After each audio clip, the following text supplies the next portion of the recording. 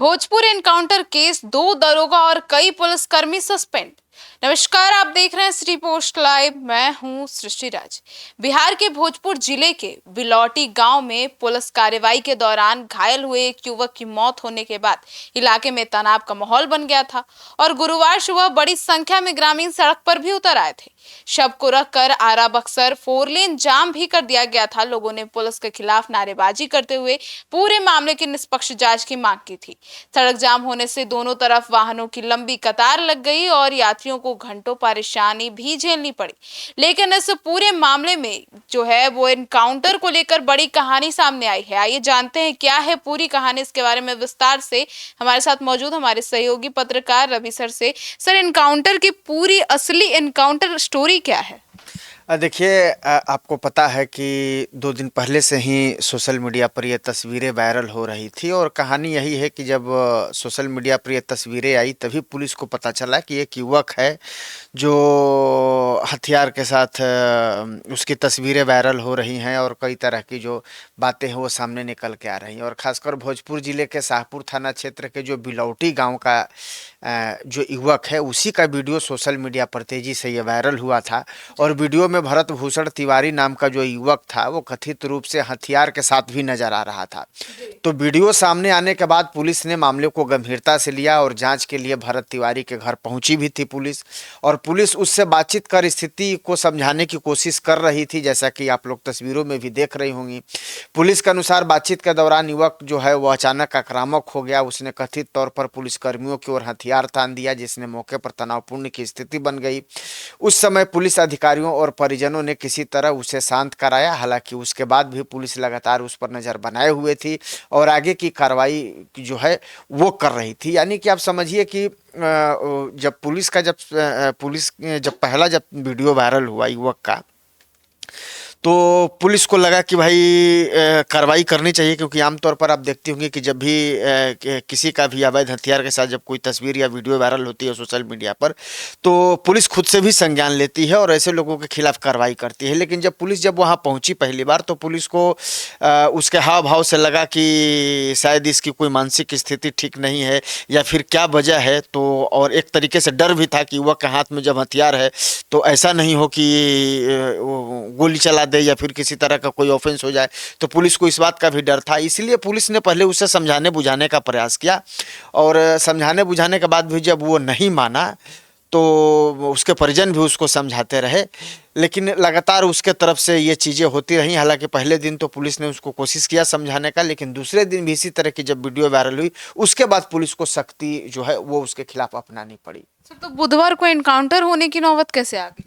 देखिए, बुधवार की सुबह जो भोजपुर पुलिस और पटना एसटीएफ की संयुक्त टीम युवक को पकड़ने के लिए दोबारा बिलौटी गांव पहुंची थी, क्योंकि दूसरे दिन भी उसका वीडियो वायरल हो रहा था। और पुलिस का दावा है कि टीम को देखते ही भरत तिवारी ने विरोध शुरू कर दिया। उसने कथित तौर पर पुलिसकर्मियों को धमकाया और माहौल को अधिक तनावपूर्ण हो गया। इसके बाद पुलिस और युवक के बीच मुठभेड़ की स्थिति बन गई। पुलिस के अनुसार युवक ने फायरिंग की, जिसके जवाब में सुरक्षा बलों ने भी कार्रवाई जो है वो की है। और जवाबी फायरिंग के दौरान ही भरत तिवारी के दोनों पैरों में गोली लगी।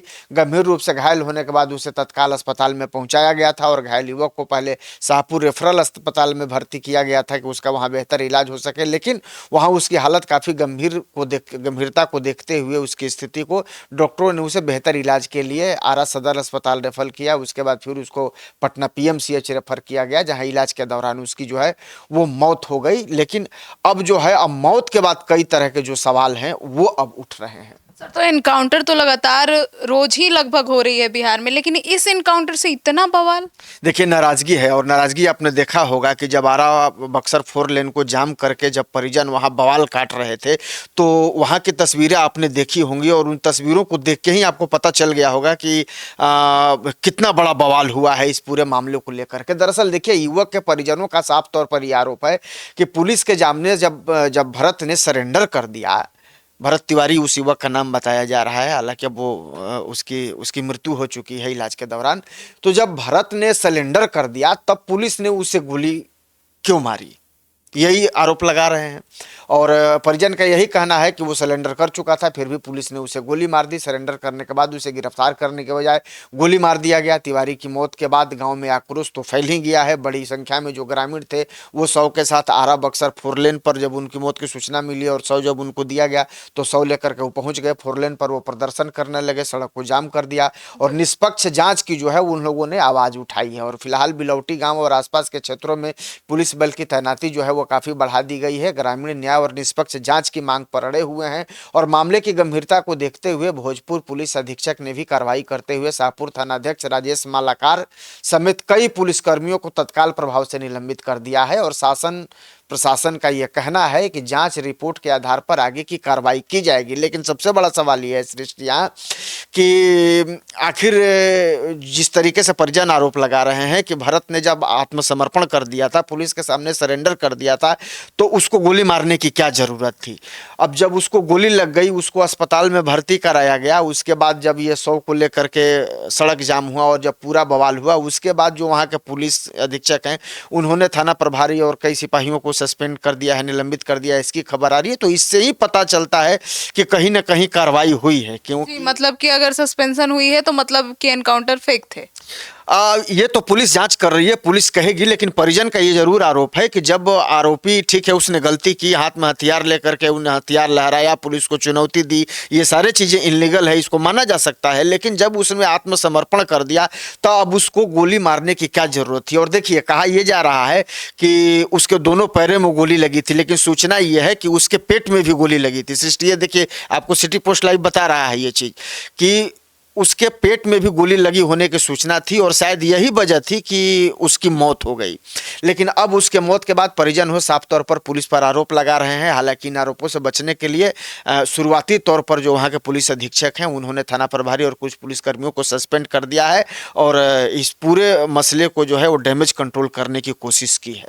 मतलब कि ये जो इनकाउंटर था निलंबन के बाद कहीं ना कहीं सच में ऐसा लग रहा है सर कि वो एक फेक ही इनकाउंटर था। देखिए, एसपी ने ऐसे ही अपने 2 पुलिस वालों को निलंबित तो नहीं किया होगा, कुछ न कुछ तो उन्हें कारण लगा होगा, उन्होंने अपने स्तर पे जांच की होगी और कुछ उनको लगा होगा तभी उन्होंने इस तरह की कार्रवाई की होगी। तो जो उन्होंने अपने पुलिस वालों को निलंबित तो कर ही दिया है और किसी रिपोर्ट के आधार पर ही कार्रवाई होती है। आपको भी पता है, एसपी हैं भाई जिले के, उनको पूरी पुलिस व्यवस्था को देखनी है, तो ऐसे ही तो उन्होंने कार्रवाई की नहीं है। अब देखिए, ये जो आधार है, ये आधाई का कार्रवाई का जो आधार है, ये तो एसपी को पता है। और पुलिस ने अगर रियल एनकाउंटर किया भी होता सृष्टि, तो मारा जाने वाला लड़का अगर कोई शातिर कुख्यात अपराधी होता तो एनकाउंटर होने पर पुलिस को शाबाशी मिलती। लेकिन पुलिस ने तो सिर्फ फिरे लड़के का ही एनकाउंटर कर दिया, उसे आसानी से गिरफ्तार किया जा सकता था। उसके पिता का यह कहना है कि पुलिस के सामने उसने हथियार डाल दिया था, फिर भी उसे गोली मारने की क्या जरूरत आ गई। अब सम्राट सरकार ने अपराधियों का एनकाउंटर करने की छूट तो दे दी है, इसका मतलब ये थोड़ी है कि आप किसी का भी एनकाउंटर कर देंगे।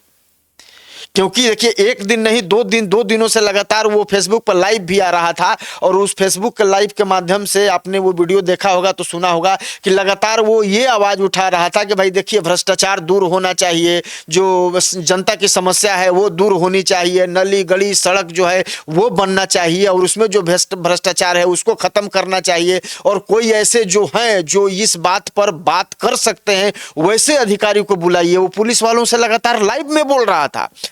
तो इससे यह पता चलता है कि कहीं ना कहीं या तो उसकी मानसिक स्थिति ठीक नहीं थी या वो किसी न किसी परेशानी से गुजर रहा था। लेकिन ये तय है कि वो कोई शातिर अपराधी नहीं था, कोई क्रिमिनल नहीं था, कोई उसका आपराधिक बैकग्राउंड नहीं था। लेकिन जब वो समर्पण उसने कर दिया तो उसे गोली मारने की जरूरत नहीं थी। और कहीं ना कहीं जब उसको गोली मारी गई है और उसके बाद जो ये हंगामा बरपा है, तो उसके बाद कहीं ना कहीं पुलिस को भी ये बात समझ में आ गई है कि ये जो है कहीं ना कहीं चूक हुई है और पुलिस एनकाउंटर के नाम पर कहीं ना कहीं पुलिस से ये गलती हुई है। और यही वजह है कि अब पुलिस इसको जो है डैमेज कंट्रोल करने की कोशिश कर रही है और अभी कार्रवाई के तौर पर जो है वो थाना प्रभारी और कुछ पुलिस अधिकारियों को सस्पेंड किया गया है, उनके निलंबन की कार्रवाई उन पर की गई है। लेकिन अब इसमें अभी आगे देखिए क्या होता है, क्योंकि अभी गाँव में तो इस पूरे मसले को लेकर के स्थिति तनावपूर्ण बनी हुई है और लगातार लोग पुलिस पर यह आरोप लगा रहे हैं कि पुलिस ने इनकाउंटर के नाम पर कहीं ना कहीं इस मामले में जाति की है, गलत किया है। माता जी ने तो कहा कि मानसिक स्थिति भी ठीक नहीं थी। देखिए, माताजी भी कह रही हैं और उसके पिताजी भी कह रहे हैं, और ये लगातार कह रहे थे कि मानसिक स्थिति उसकी ठीक नहीं है। और जिस तरीके से उसका वीडियो वायरल हो रहा था उससे भी पता चल रहा था, और जिस तरीके से वो बातें कर रहा था तो उससे भी पता चल रहा था कि वो भाई किसी न किसी अवसाद से जरूर पीड़ित है और कहीं ना कहीं उसके साथ कोई दिक्कत चल रही है।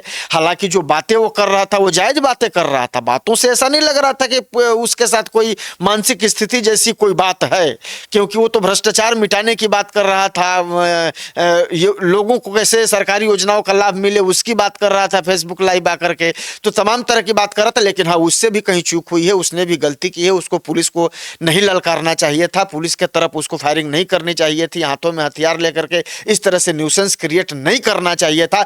लेकिन अगर उसने ऐसी कोई गलती की है तो कोई वो अपराधी नहीं था, कोई हिस्ट्री सीटर नहीं था, उसके खिलाफ कोई बड़े मुकदमे दर्ज नहीं थे कि उसको इस तरह से इनकाउंटर में ढेर करने की जरूरत थी। पुलिस थोड़ा प्रतीक्षा कर सकती थी और पुलिस उसको समझा बुझा करके उसको अरेस्ट भी कर सकती थी और जो लीगल जो कार्रवाई है वो कर सकती थी। लेकिन अब जो ये मामला सामने आया है, इनकाउंटर जो पुलिस ने किया है उस पर तो पुलिस ने क्रेडिट लेने की कोशिश की, लेकिन अब युवक की मौत के बाद, जो भरत तिवारी है उसकी मौत के बाद कहीं ना कहीं ये पूरा हंगामा बरपा है और अब कहीं ना कहीं जो परिजन है वो आरोप लगा रहे हैं कि पुलिस ने इनकाउंटर के नाम पर ये जाति की है। और अब पुलिस को भी कहीं ना कहीं ये बात समझ में आ रही है कि कहीं ना कहीं इसमें चूक हुई है और यही बात है कि डैमेज कंट्रोल करने के लिए एसपी ने अपने थाना प्रभारी और कुछ पुलिसकर्मियों को जो है वो निलंबित करने का काम किया है।